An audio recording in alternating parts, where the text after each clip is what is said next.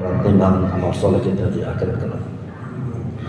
Kemudian salawat dan salam semoga tercurah di Nabi Muhammad sallallahu alaihi wasallam kepada keluarganya, sahabatnya dan seluruh umatnya. Dan mudah-mudahan semua kita menjadi orang yang pantas mendapatkan syafaatnya. Amin. Allahumma. Bapak-bapak, jemaah salat maghrib yang sholat dirahmati Allah. Mohon maaf saya belum sempat ganti kostum dari Basnas kampus, kemudian Basnas lagi, terus kemudian harus ikut Zoom meeting sampai maghrib masih Zoom gitu ya. Kemudian nanti malam masih ngaji, terus nobar. Ustaz, gimana besok malam ada? Aduh, besok malam saya udah ada total lagi. Udah ngaji aja lah, sebentar kita tilawah. Kemudian kalimat murabi sebentar, nanti kita. Emang kira yang kepingin nonton bola situ aja, saya juga kepingin.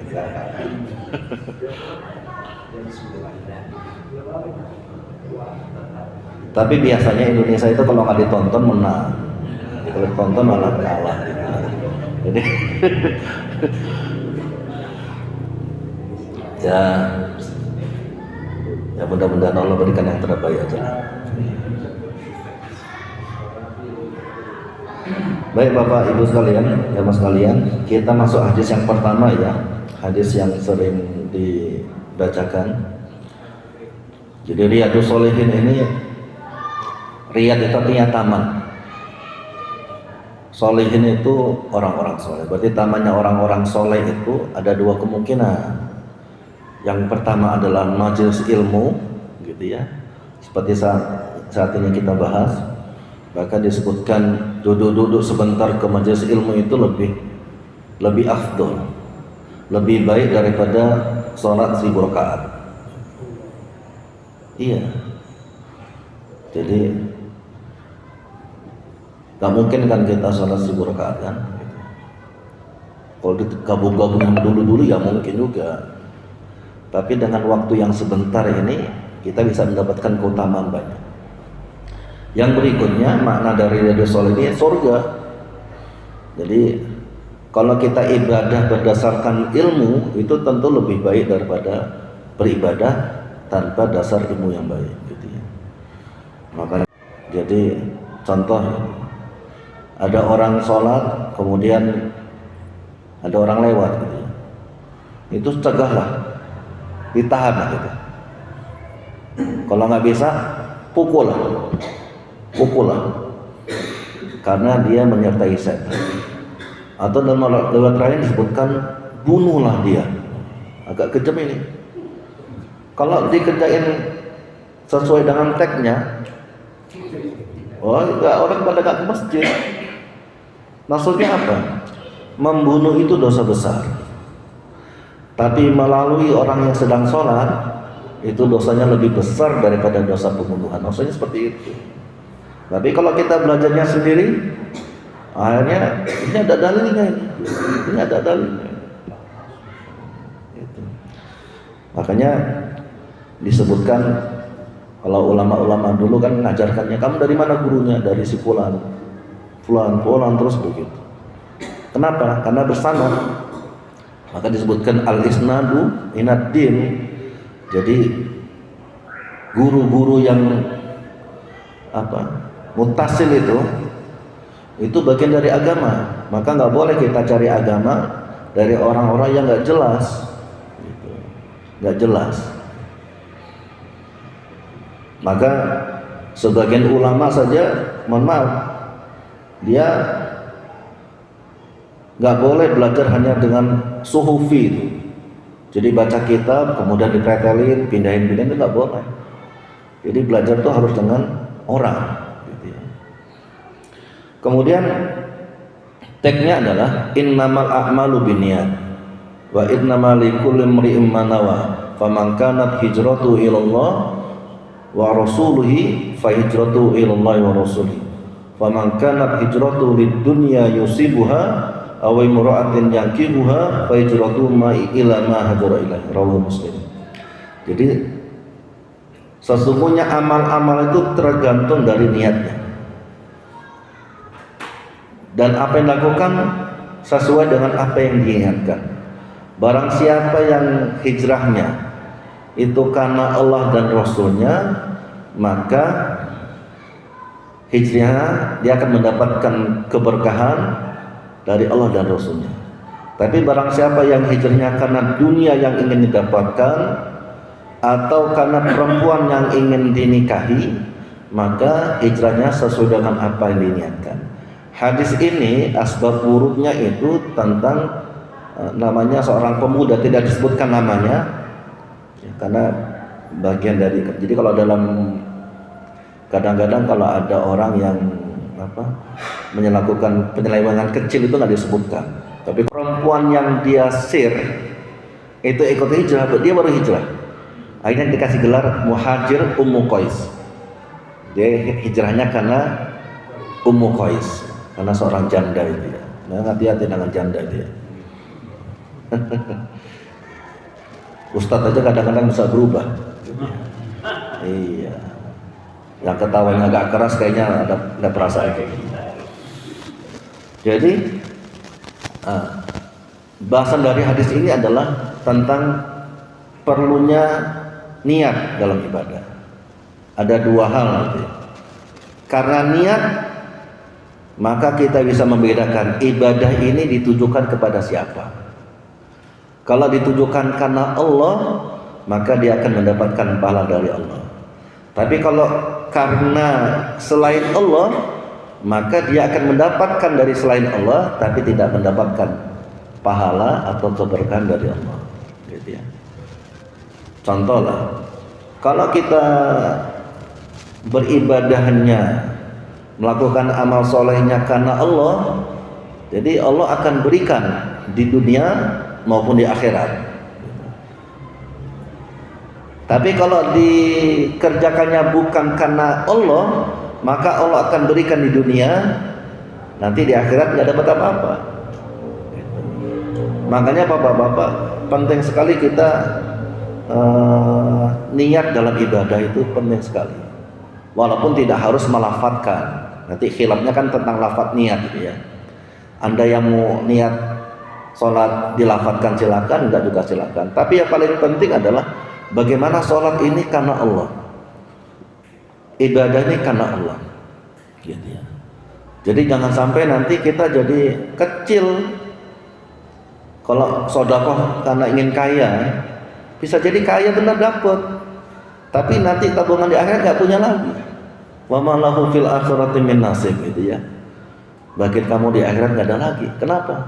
Lah kamu dulu kepingin cuman kaya, kepingin cuman sehat, kepingin cuman dapat pangkat. Begitu susah, ini udah. Bagi kamu sudah di dunia, di akhirat nggak punya lagi.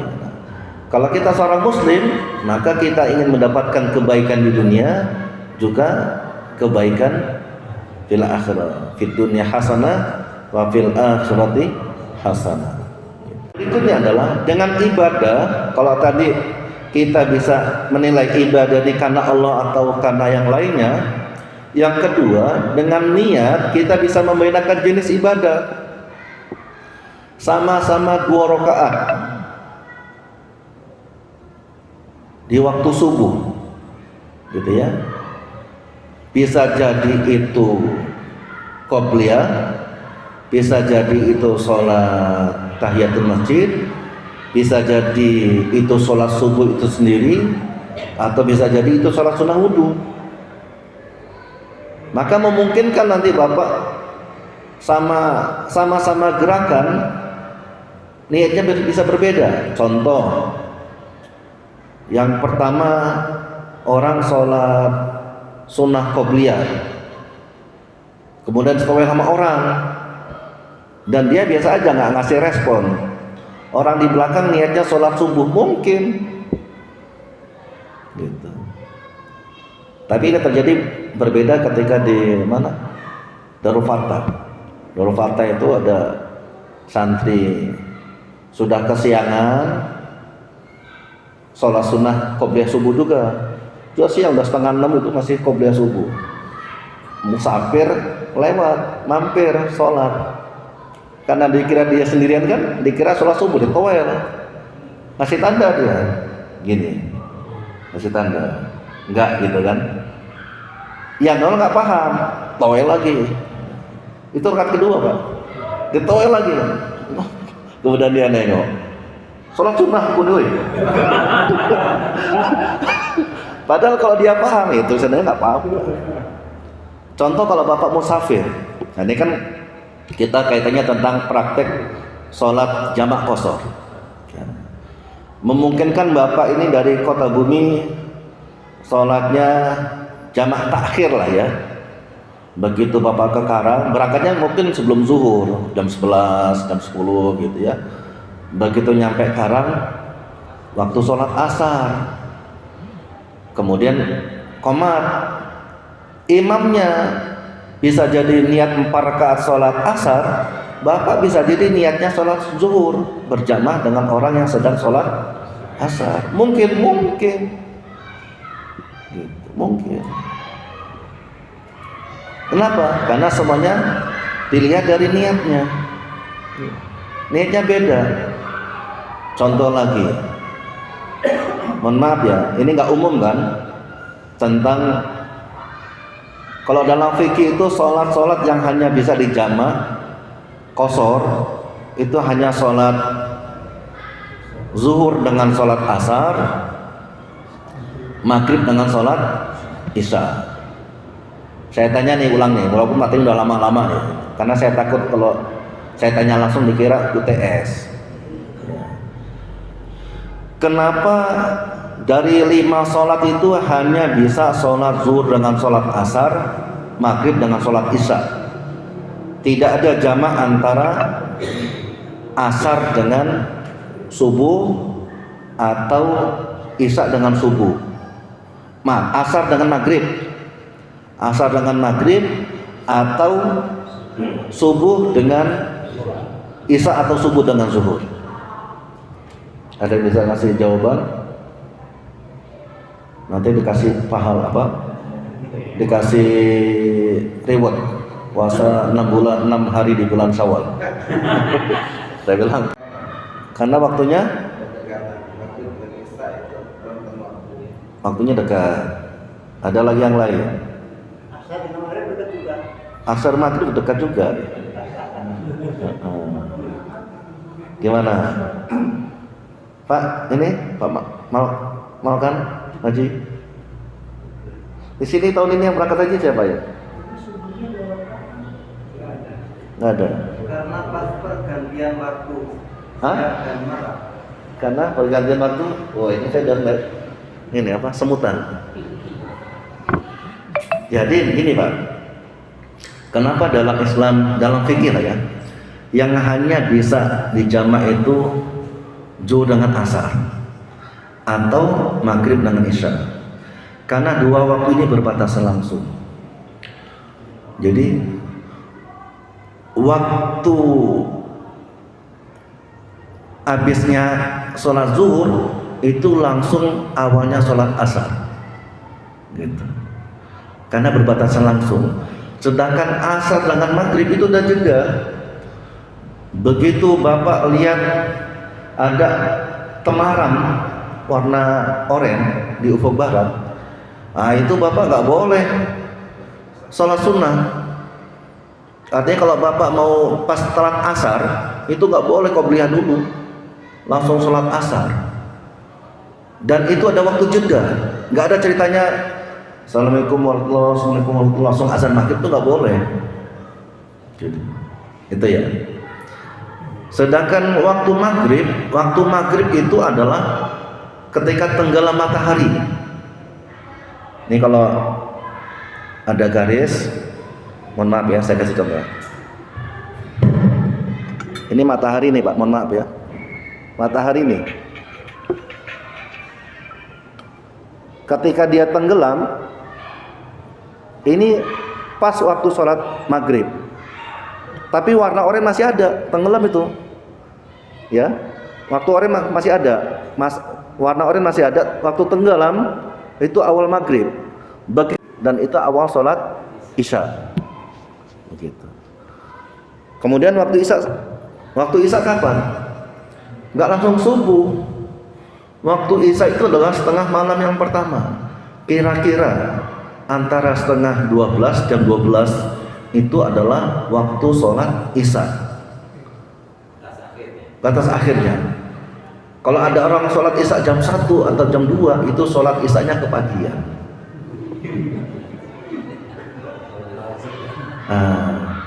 Jadi nanti mungkin Bapak, contoh nih, yang jadi bahasan saya adalah dalam fikih itu selalu dibahas jamak qashar itu adalah sholat maghrib dengan sholat isya, ya, baik jamak takdim atau jamak takhir, gitu, atau sholat zuhur dengan sholat isya, sholat zuhur dengan sholat asar, baik jamak takdim maupun jamak takhir. Ada nggak dalam fikih bahasanya sholat Jumat dan sholat asar? Nggak ada. Maka bapak-bapak yang pergian nggak boleh sholat Jumat langsung sholat asar, gitu. Karena sholat Jumat itu hanya wajib bagi laki-laki akil balik mungkin. Bapak mungkin enggak, berarti bapak nggak wajib, gitu. Cuman karena bapak ini rata-rata mau cari paket hemat kencing, mohon maaf, maka lagi-lagi para ulama nggak boleh bapak niat ke masjid teman untuk kencing, itu nggak boleh. Ini bagian dari adat. Jadi masjid itu dibangun untuk sujud, bukan untuk kencing. Tapi kalau bapak niat mampir ya kencing ke apa WC umum, nah itu memang tempatnya gratis itu sekarang, walaupun minyaknya susah. Hah? Sholat Jumat nggak boleh bapak, bukan nggak boleh, dalam fikih kan beda-beda ya, beda. Menurut pendapat saya dan beberapa ulama itu disebutkan kalau bapak sudah sebagai musafir mampir sholat Jumat, berarti hak bapak sebagai musafir itu berkurang, nggak bisa bapak menjamak. Jadi gimana solusinya? Solusinya tadi innamal a'malu binniyat. Jadi gimana? Bapak datang ke masjid, niatnya bukan sholat Jumat, niatnya sholat zuhur jamak qashar dengan imam yang sedang sholat Jumat, kan boleh. Habis itu baru bapak sholat asar jamak qashar. Nah gitu Pak, itu dalam fikih. Jadi kalau bapak-bapak punya masa beda silahkan, tapi harus punya dalil. Jangan pokoknya begini kata guru saya, itu nggak boleh. Kalau kita masih mau ke Karam, kita sholat Jumatnya di sini. Berarti kita nggak bisa mengkosor dengan asar karena masih di tempatnya. Nggak bisa. Kecuali gini, begitu imam salam, bapak berdiri langsung sholat bukan asar, berdiri kan tahiyat awal tadi, langsung 4 rakaat gitu. Niatnya sholat zuhur 4 rakaat bareng imam sedang sholat Jumat mungkin. Kalau orang nanya tuh bapak sholat, nah makanya ikut pengajian malam Selasa, nah gitu. Nah iya, memang kadang-kadang harus begitu Pak. Saya pikir masjid-masjid kami musafir nih karena macet di Lampung Tengah mampir kalau dari sini sebelah kanan, karena dari Lampung mau pulang macet sekali sebelum tol waktu itu. Jadi kami mampir masjid, habis sholat maghrib bikin saf sendiri, sholat isya. Imam yang sedang jadi imam berhenti langsung mikir, apa sholat saya tadi salah nih? Kok orang pada ngulang-ngulang itu nih? Pikirnya imamnya nggak ngerti sholat, gitu. Apa saya salah baca ya tadi ya? Kalau itu pada sholat ngulang itu. Ternyata di rombongan kami banyak yang orang-orang yang telat sholat maghrib itu mampir dan jadi musafir, kemudian sholat berjamaah dengan kami, gitu kan? Ya Pak, saya salah apa Pak? Kok pada sholat gitu? Pikir saya, ya Allah, masjid pinggir jalan kok kayak gini, gitu kan? Soalnya kan dia umum, tahu lah gitu. Jadi bapak-bapak, kalau bapak musafir, berarti bapak harus mengubah niat bapak, bukan sebagai sholat Jumat, tapi sholat zuhur jamak qashar barang imam sedang sholat Jumat. Nah, itu kira-kira. Kalau ini kan biasa, boleh nggak dibalik? Nah, kita ikut dan asar. Kita asar, sekarang ke asar ya. Kita ikut sholat asarnya, dulunya setelah asar. Boleh. Ya. Sholat itu kalau mukim itu harus tertib. Kalau mukim, tapi begitu kita musafir ada kemungkinan tertib atau kita lihat kondisi. Kalau orangnya sholat isya dulu, kita sholat isya dulu, baru setelah itu kita sholat maghrib. Mungkin. Yang membedakan apa tadi? Niat. Yang membedakan adalah niat. Ada pertanyaan mungkin? Kalau dalam mazhab Syafi'i kan kalau ilat itu sebab hukumnya. Kalau ilatnya orang boleh jamak itu adalah taat, ya, keletihan, maka menurut Imam Asy-Syafi'i batas kewajaran orang keletihan itu, batas kemanusiaannya itu 3 hari. Safar, gitu ya, itu 3 hari. Jadi kalau bapak dalam safar masih bisa. Begitu bapak sudah sampai di tempat, masih dikasih batas kewajaran 3 hari. Lebih dari 3 hari, bapak dianggap mukim. Kecuali bapak mau pulang, mau pindah atau pindah tempat atau mau pulang, maka bapak boleh lagi nanti sholat. Ini mau pindah tempat nih, mau harus ke Mina, atau dari Mekah harus ke Madinah, gitu, pindah tempat. Dan terjadi waktu setelah sholat Jumat, maka bapak sholat Jumat, ya, sholat Jumat itu dengan niat sholat zuhur dulu, dengan niat sholat zuhur, kemudian sholat asar. Nah, gitu. Kemudian kita tunggu, gitu ya.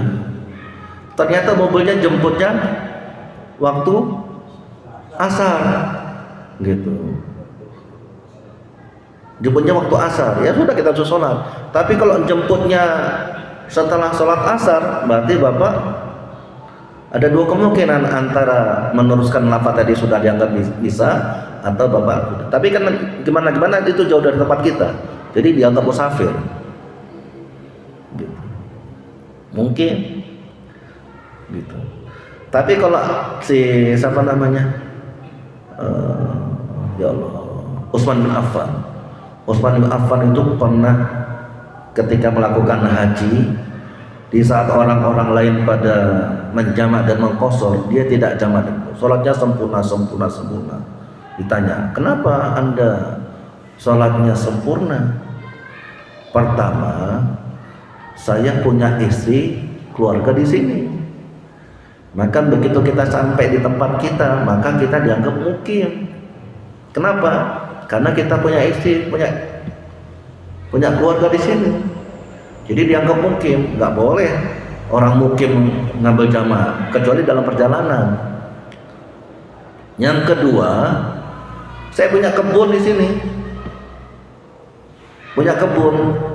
Jadi kalau Pak Haji Selamat ke Karang sambil ngelihat cucu, melihat anak, sambil ngelihat kebun mau panen, nggak boleh di sana jamak qashar kecuali dalam perjalanan. Nah, gitu. Makanya mohon maaf, ada ulama Indonesia lah, ulama kontemporer. Itu dia ketika kuliah S1, S2, S3 sampai profesor, itu selalu menjamak qasar sholatnya. Apa alasannya? Saya kan tidak mukim di sini. Saya sewaktu-waktu harus pulang ke Palembang. Maka selama saya belajar, saya jamak terus. Kenapa? Saya KTP-nya Palembang. Jamak, maghrib isya-nya di jamak, waktu subuh sholat. Sehingga orang-orang lihat. Maka bapak-bapak kalau dakwah keluar, hal-hal yang tadinya boleh jadi nggak boleh. Kenapa? Karena kondisi. Karena kondisi. Sholat jamak itu boleh Pak, Bapak. Tapi dalam satu kondisi Bapak jadi nggak boleh. Kenapa? Kalau nanti orang pada ikut itu semua. Iya, waktu telu jadi berubah, benar kan? Itu ya. Atau ada yang kurang mungkin? Jadi kalau kita kan untuk sendiri, Iya. orang bisa berhenti kok. Iya. Seperti itu gitu kan. Iya. Pendapat saya. Iya, saya pernah ketemu juga. Namanya ini kan pilihan. Rukhsah itu sedekah dari Allah. Dan Allah tuh suka kalau sedekahnya diterima hambanya. Iya, suka Pak. Jadi ya pilihan Bapak mau jamak takdir, jamak takhir, takdim, silakan pilihan. Cuman yang jadi masalah begini, Allah kan tahu kita ini dalam perjalanan, ya. Bedanya kalau Bapak dalam perjalanan, maka rukhsahnya itu bisa namanya ingkos atau naqsun, 4 rakaat jadi 2 rakaat. Tapi kalau Bapak sudah sampai ke tujuan tempat kita balik, ya, dari Karang ke Kota Bumi, sudah nyampe Kota Bumi, yang tadinya jamak qasar itu harus itmam jamak dan itmam, menjamak, dan dia harus sempurna. Wah itu Allah tahu lah kita ini pemalas kan. Iya, kita suka, makanya dikasih kemudahan-kemudahan. Bapak begitu nyampe Kota Bumi, belum sholat zuhur, belum sholat asar, dalam kondisi capek, ketemu anak, ketemu cucu, harus bagi-bagi oleh-oleh. Wah itu repot itu. Belum lama nggak ketemu keluarga gitu kan, pokoknya repot lah gitu. Paham ya yang bujang-bujang ya. Makanya memang pilihan ya, sudah terserah Anda mau pakai. Saya pernah juga begitu, lama-lama enak juga hati-hati. Nah iya, Allah kan tahu kondisi kita ini. Ini rukhsah pilihan, Anda mau pakai, saya nyampe sana nyampe. Iya. Itu ya. Ada lagi mungkin? Dulu dianggap Korea itu adalah, Korea zaman dulu itu ya desa bener lah. Gitu. Kalau sekarang mungkin Korea itu dianggap kabupaten lah. Maka kalau saya musafir itu dari Karang mau balik Kota Bumi, tempat yang memungkinkan kita bisa menjamak qasar itu batas akhirnya ya Candi Rejo itulah. Lebih dari Candi Rejo, jembatannya sudah dekat Kota Bumi. Jadi perjalanan kira-kira 80 km itu sudah bisa dijamak. Saya ke Baradatu. Baradatu Kota Bumi berapa kilo? 60-an ya? Hah? Ya 50, 60 lah. Kata anak saya, "Bi, sudah jamak belum?" Belum. Kalau mau jamak kita ke itu apa, Batu Raja. Hah? Batu Raja. Hah? Cemampat berapa kilo? 80. Tapi kan dapat duku. Tapura. Iya. Kira-kira itulah. Kalau sini cuma nyampe, kalau niat perjalanan kita sini nyampe mana? Bandar Jaya nggak dapet. Tapi kalau niat kita ke metro, mampir Bandar Jaya, bisa kita sholat di situ. Saya ditanya lagi, Ustaz, metronya lewat mana, Ustaz? Kalau lewat tol atau lewat Gunung Sugi? Ayo pokoknya metro lah gitu. Nah, gitu. Nanti Bapak bisa aja nanti, saya mau ke rumah Mas Prai tapi lewat Semuli. Jauh kan? Tapi nggak kena jama. Pokoknya tujuannya entah dia lewat mana, pokoknya tujuannya itu kira-kira 80 kilo.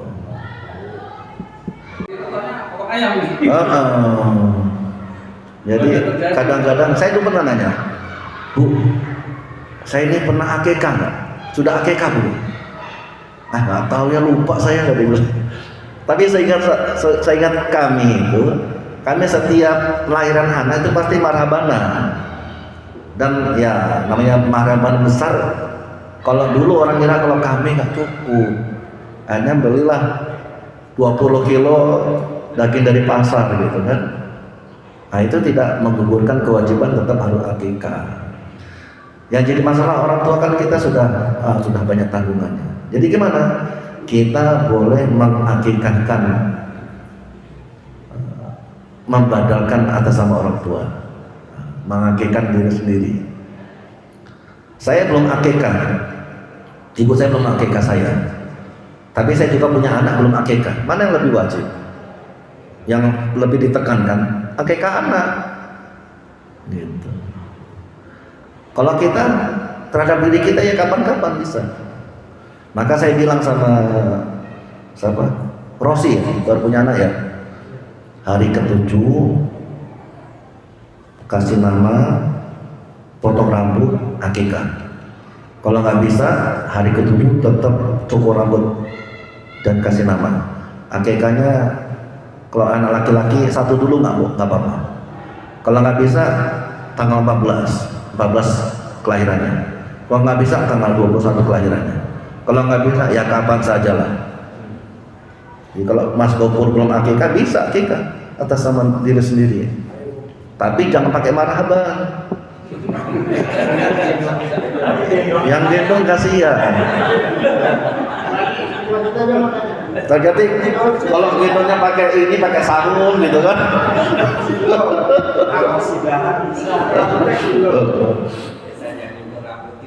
Sekasiannya kalau habis digendong minta nenen gitu kan.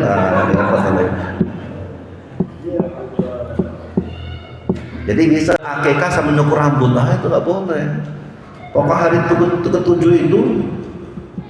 itu bahkan kalau dalam riwayatnya bukan hanya akikah, kasih nama, cukur rambut plus hitam. Nah, kalau kita kan nggak tegaan kan, gitu. Dan kadang-kadang kita senang repot. Nanti akikah lain, agak besar dikit, sunatan lain lagi gitu kan. Jadi senang repot gitu. Dalam Islam kan praktis. Hari ke-7 itu cukur gundul semua apa simbolis saja? Cukur gundul semua. Jadi gundulnya di hari ke-7. Iya. Biasanya kan simbolis terus hari ke-7. Jadi afdolnya cukur. Jadi jangan sampai budaya itu mengalahkan syariat. Jadi syariat harus tegak. Jadi kalau ayam mau sama hamalan nggak usah, langsung doain aja, bersyukuran aja ya. Iya pokoknya boleh lah, namanya orang bersyukur terbatas dananya boleh. Tapi tidak menggugurkan wajibnya dia, bukan wajibnya, sunnah muakkadah untuk tetap berakikah. Nah itu tugas imamnya doa yang mengingatkan harusnya. Iya kasih tahu. Ini motong kambing ya? Enggak. Walaupun ayamnya itu 15 ya, 15 ekor tetap tetap tidak. Ini contoh kayak orang ini, ada teman kita tanya-tanya apa presentasi tentang zakat. Selalu gak lama ngirim, Ustadz ini ada titipan 20 juta, ini zakat apa? anu Ustaz, jangan zakat lah, sedekah aja lah. Malu dibilang zakat. Oke, kalau gitu kita terima. Tapi kalau Anda ini agak sedekah, berarti wajibnya zakat belum gugur. Oh gitu Ustaz. Iya. Tapi kalau Anda niatnya bayar zakat, ternyata lebih jadi sedekah. Oh kalau gitu sedekah, zakat aja zakat. Nah, gitu kan.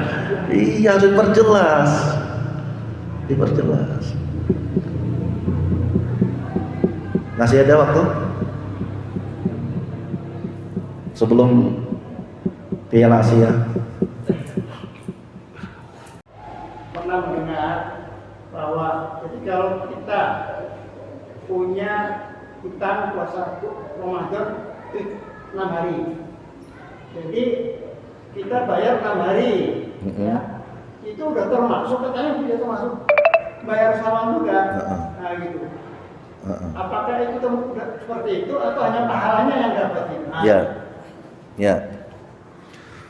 Kan hadisnya jelas, man shoma ramadhana summa atba'a sittan min syawal. Barang siapa puasa Ramadan kemudian mengiringnya 6 hari di waktu Syawal, itu Bang. Kasiamat dahar, seperti orang puasa setahun atau sepanjang masa, kan begitu hadisnya. Jadi bukan orang, kalau niatnya puasa wajib itu nggak bisa digantikan dengan ditambah dengan niat puasa yang lain.